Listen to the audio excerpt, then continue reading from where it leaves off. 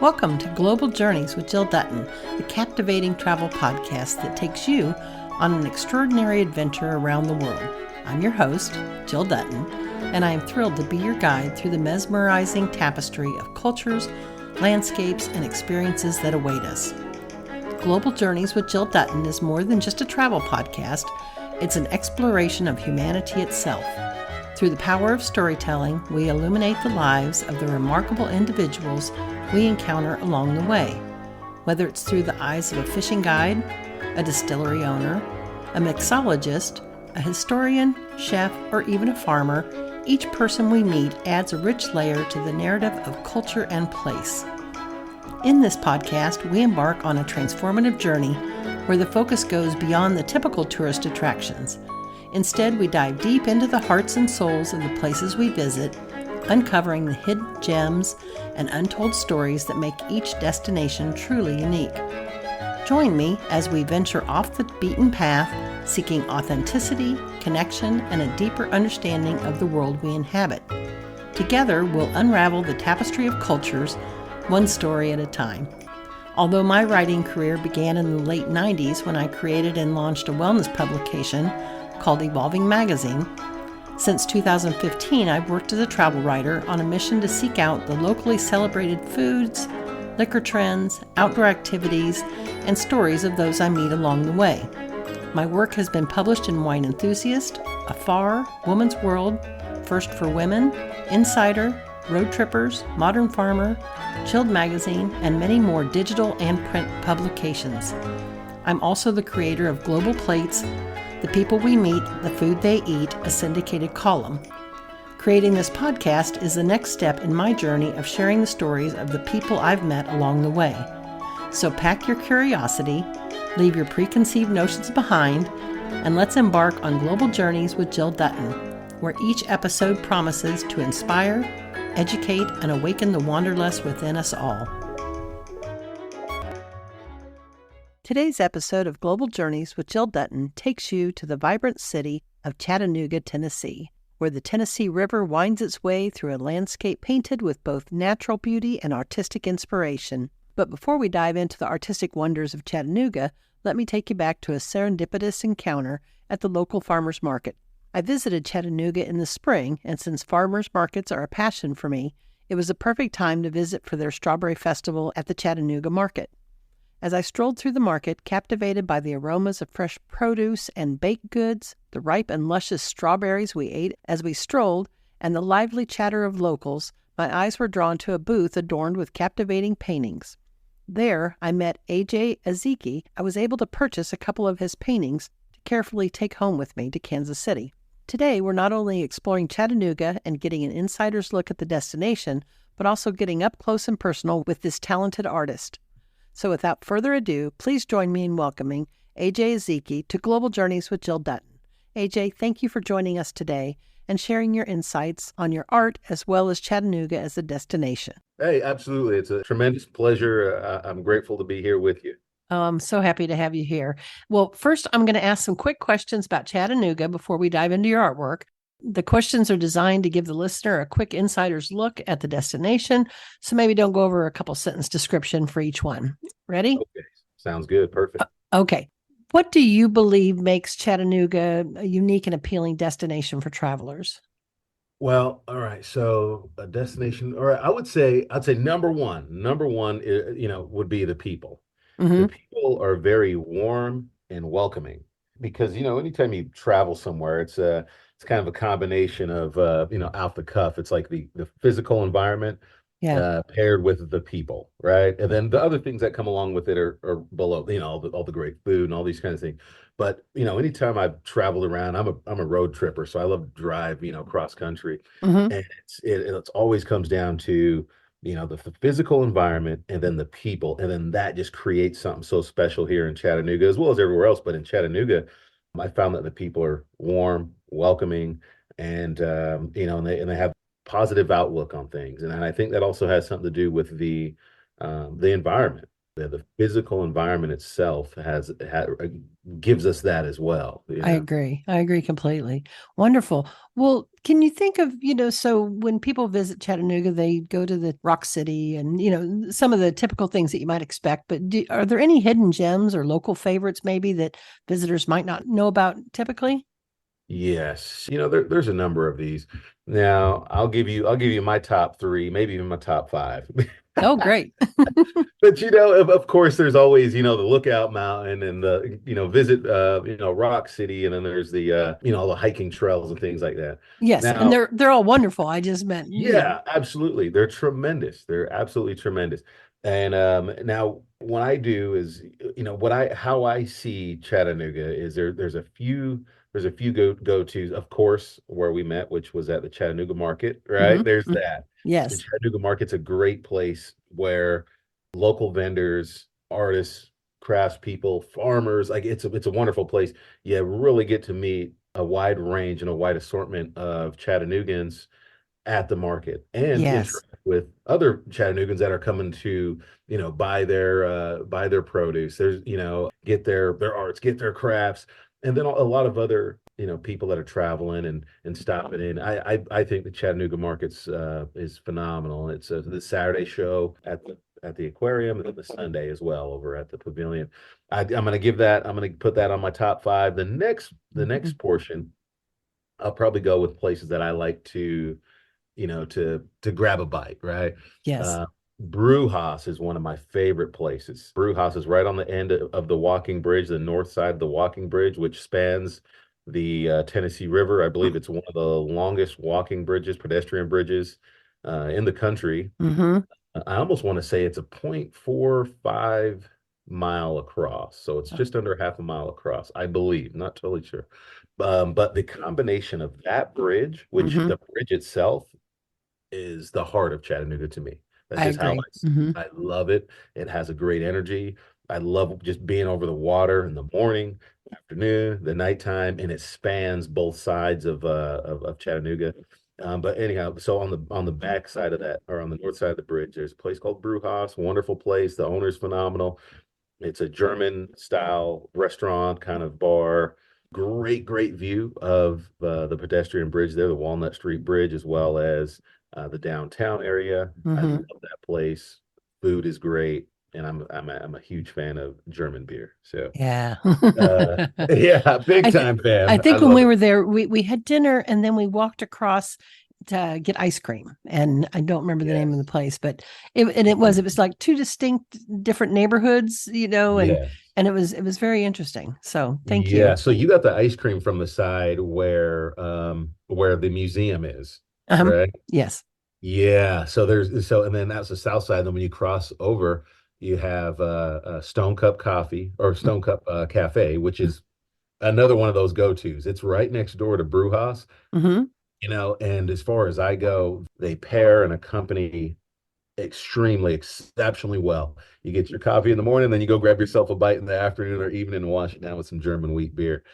And they both have great views, large patios, large decks on the back there. And then another place to eat. I like to eat. I didn't get this size overnight. It's it's Sugar's Ribs I'm right going to up there. use that one. I'm going to use that one. Yes, is Mission. I believe it's called Mission Ridge, East Ridge, Mission Ridge. It's great. It's really great. You get a exceptional view of Lookout Mountain, Signal Mountain, downtown Chattanooga, North Chattanooga as well, North Shore area, and it sits in a space right off the freeway, and the food's great. Mm-hmm. Rib places what they're known for. They also have their own in-house sauces from the mild, medium, and call the paramedic hot. That's great. And but I'll say the number one thing though, I mean the food's great, everything's great, views great, is the service. Mm-hmm. I love being of service to others. And so when you go somewhere and they just treat you like they love you, Yes. it's like I'm gonna go back and I'm gonna tell everybody I know. So Mm-hmm. Mm-hmm. So if I had to run it down real quick, I would say number one is going to be that bridge, in my opinion. Walnut Excellent. Street Bridge. Go for a walk across it, walk back, get that mile under your feet. Next place is going to be Stone Cup Cafe on the north side of the bridge on Fraser Avenue. Next door to that on Fraser Avenue is Brewhouse. Wonderful people, great Mm-hmm. people there. Yes, Got to go Chattanooga Market for number four, and number five we're going to call it Sugar's Ribs. Great service, great food, phenomenal view. excellent, excellent, wonderful. Thank you, AJ. And then Yeah. last question about Chattanooga and as it relates to art. So, did you move there in 2020? Is that what I saw? So I started art as a business, as a creative, as a business in 2020. So this is my third year. This Okay. October is my third year. However, I moved to Chattanooga 2 years ago, or yeah, about 2 years ago now. Mm-hmm. So for about 2021. Okay. Well, Yes, I and was so just I've been curious here then. going on two. So then, how would living there? How would you describe the art scene in Chattanooga? It's kind of a small city, but yet it seems Yeah. like the arts are very prominent and important. So I'm just kind of Mhm. curious what role you think it plays in the overall atmosphere. I would say it plays a great role, and it seems like it wants more, as a city, as a city is kind of like a living entity to a certain degree, and it almost seems like it wants more. Mm-hmm. There's like murals that are popping up, and there are different events that are happening where they'll showcase artists, of course, like the Chattanooga Market, but also at different locations that we typically wouldn't even think about. I mean, breweries, distilleries, tap rooms, and there's even like the Jewish Community Center here has a gallery in it, Mm-hmm. which is really cool. Yeah. And I've exhibited there before. And then there's so much of it, and it's not that it's not like a thorn in anybody's side or anything. It's like, Mm-hmm. oh yeah, that's a great idea. Let's do this. Like it's open, like open to let's see what we can do. Oh, I love it. I love it. Yeah. Well, thank you for the look at Chattanooga as a destination. Now let's dive Yeah. into your experiences. So, as we discussed, if you remember, I found you selling your artwork at the Chattanooga Farmers Market. I was there on a press trip and we had visited the market for the Strawberry Festival. And that is actually one of my passions is every city I visit, I must go to their farmers markets because Oh, that's just, great. I love sampling local food, seeing, and then also seeing the local artists as well. So Yeah. I was so impressed with the bounty of fresh produce, but also the wide variety. There was art and there was jewelry and there was, pottery and so many wonderful artistic items there. And that's when we discovered you. And so Yeah. I brought home two paintings with me. They hang in my living room. And so I get to enjoy them every day. And I just want to thank you for that because it's really, I think of Chattanooga. I think of you. I just everything when I see those paintings. So That's thank great. you. I want to say thank you. I appreciate you so much. I mean, as far as the art goes and everything, like I mean, it's not like an easy thing to do. You Right. want to come up with things and come up with new ideas and come up with, just subjects that that are entertaining and keep that vibration, high and everything. Mm-hmm. But I tell you, what does it for me is being able to share with others and somebody sees something that they're like, you know what, I gotta have that. I mean, it just makes sense. Like, you feel like you did the right thing. You're like, oh yeah. And it's almost I don't want to sound too woo woo here, too out there, but it's like to me it gets so like spiritual in a way Mm-hmm. because like there'll be times when it becomes might be a little bit might be a little bit of ice skating uphill to get a few paintings done in a day, and then when somebody comes in and says that's perfect, that's Yes. exactly what I'm looking for, and it's like whoa, it's like that makes it all worth it. Oh, I agree. And you do such a great job of, I don't even know the word for it, but introducing someone to your art and the way that you take a picture together with the piece Yeah. and it really connects the buyer to the artist. No, no, no. Trust me, I know exactly what you But mean. Everyone it listening will made it too. so intimate and getting to know you. And so I really was impressed with the way that you display your work as well as interact with the public. I mean, that's Yeah. not as important as your art, but it's such an Thank important part you. of the process, I Thank you. believe. Yeah. So Thank you. I appreciate that. maybe tell me a little bit about your painting process. How did you get started? What led you to this? Have you always Yeah. been artistic? Because I know I can't paint Yes. for my life. So, I understand that. Well, everybody is in a certain way. Like there's creativity in everyone. mhm. And it doesn't always come out with paint and a brush on some canvas. It doesn't always come out that way. Right. Mine comes It out in does. words, with words. Yes, exactly. Or whatever it may be. There's all types of wonderful ways to be creative. I mean, telling Mm-hmm. like being creative and teaching someone's children the importance of going to bed early, Yes. or Or eating your cooking or vegetables. gardening or Yeah, yes. you got to be creative to do these things. Mm-hmm. I So it agree. comes out different. As far as how I started, I mean, I was literally born this way. I was Wow. born this way, and as a kid, that's pretty much all I wanted to do. To the degree of I would get in trouble at school sometimes. Because you were I'd be in doodling. math class drawing Snoopy, and they're just like, "Hey, Uh, hey, that's not what we're doing here, AJ." Oh, okay, all right. oh, and So I mean, that's I've always wanted to do that.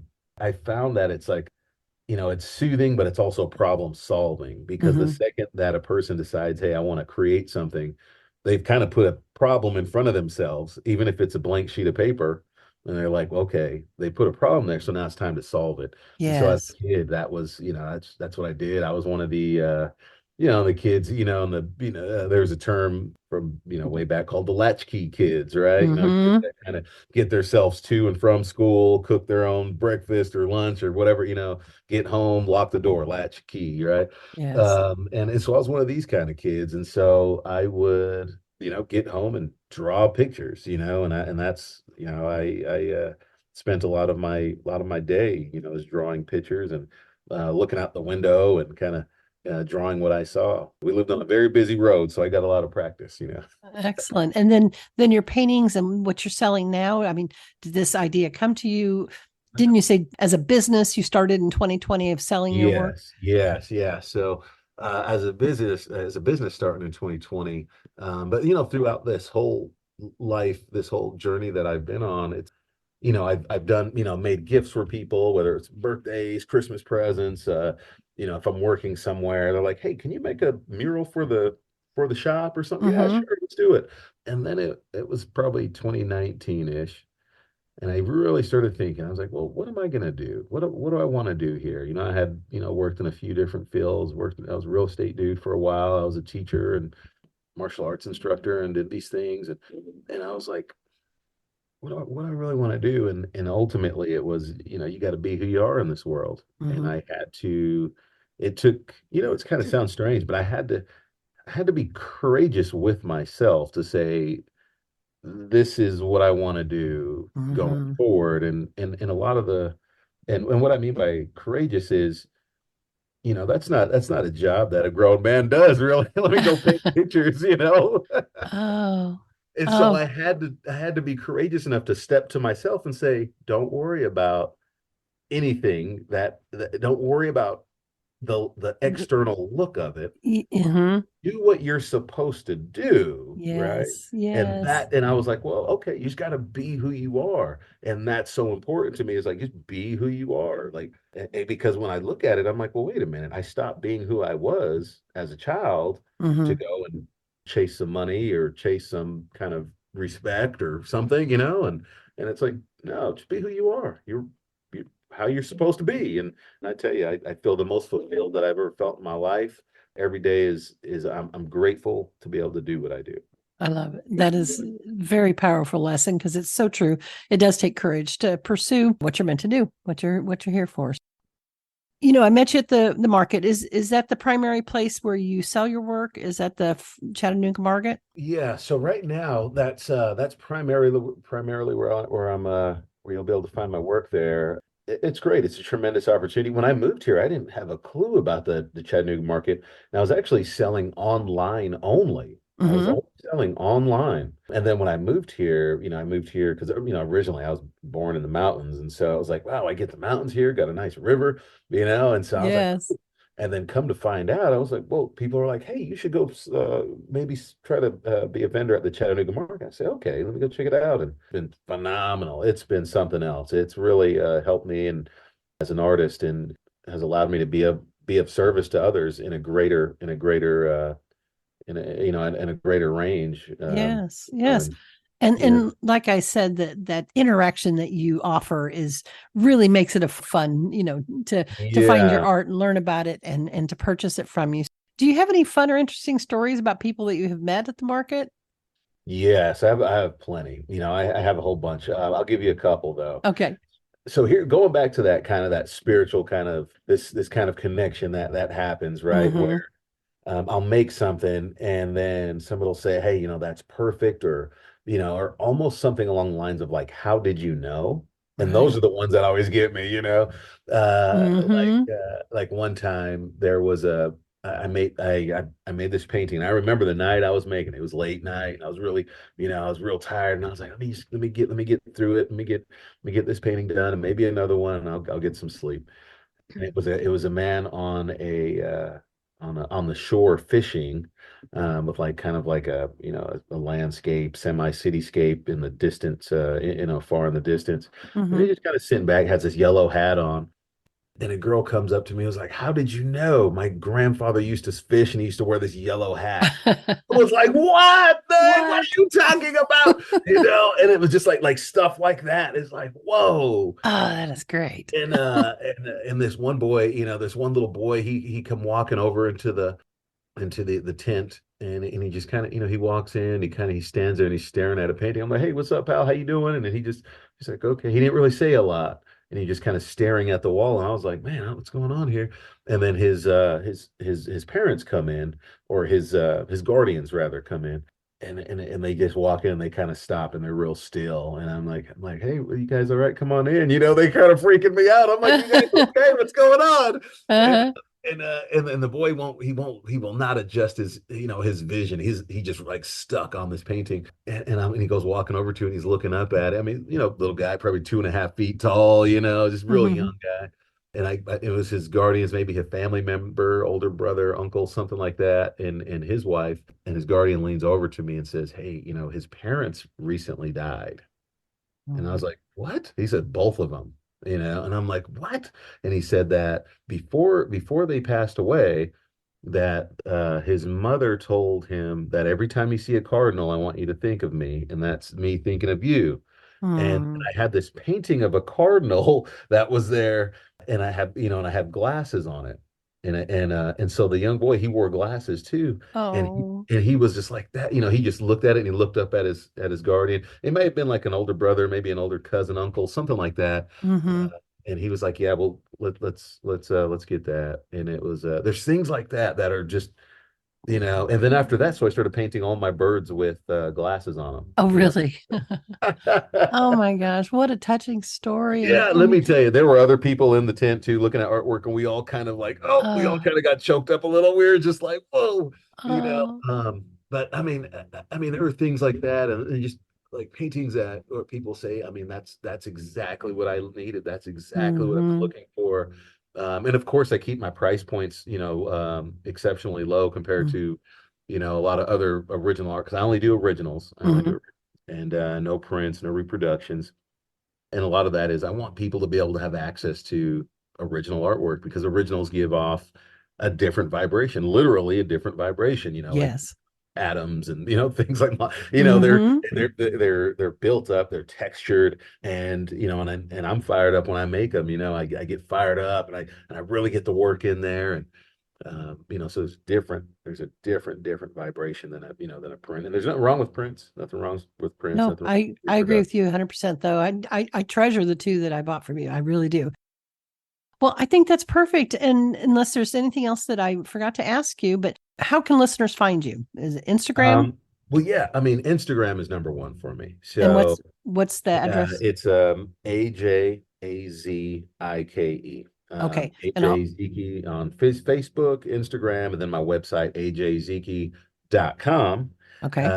My website doesn't get all the attention that it used to get because now I sell a lot more at the In market person, yes. than the website. But the website has a few items there, and then I'll be doing a little bit more on there because I do like the website. That's how I started, and I have a whole shipping doctrine that I set up, and I put a lot of work into it. So Oh, I excellent. use And boxes and bubble wrap everywhere. I'll include links in the show notes as well. But Okay. that just made me think to ask, is the Chattanooga market open year round? Do you, are No, you it's not. So they're pretty much March, April, and then roll through December. So December is the Chattanooga Market's like its premier kind of show where it's Mm, the first 3 weekends in December. So it's like Saturday, Sunday, Saturday, Sunday, Saturday, Sunday. And it's at the convention center versus being at the pavilion. okay. Yeah, so I mean, it's a great showcase of a lot of the wonderful talent that we have here locally in Chattanooga. I agree. And that gives you January, February, March to really produce and get caught back and That's restock. right. Catch my breath for a little bit, you know. Uh, well, AJ, thank you so much. I loved hearing your story, and I'm so pleased that you were here today. So thank you.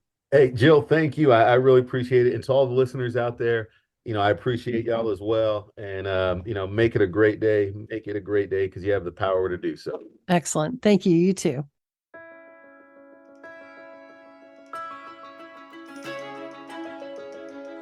As we travel on this exciting podcasting journey together, I invite you, our incredible audience, to be a part of it. Share your own travel stories, insights, and recommendations with us. Whether you have a hidden gem in your hometown or a dream destination that has captured your imagination, we want to hear from you. Your suggestions will help shape the future episodes of Global Journeys with Jill Dutton, guiding us towards extraordinary locations and experiences that deserve a spotlight. Remember, this podcast is not about just the host or the guests. It's about the collective exploration and discovery that unites us all as wanderers in this vast world. So reach out to us through our website, social media channels, or email and let your voice be heard. Send your suggestions to me at jill@globaljourneyswithjilldutton.com. I can't wait to hear from you. Until next time, may your travels be filled with endless curiosity, open-hearted encounters, and transformative adventures. Safe travels, fellow explorers, and keep wandering.